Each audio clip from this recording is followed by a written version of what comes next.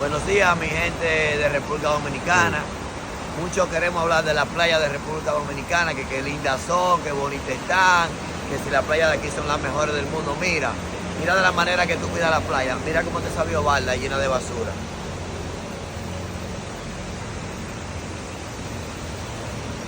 De esa manera, tú me quieres decir a mí que tú cuidas la playa, edúcate, deja de tirar basura. No todos tiramos basura, pero sí hay una gran mayoría que tira basura en la calle y en los carros y la sacan los días que no tienen que sacarla.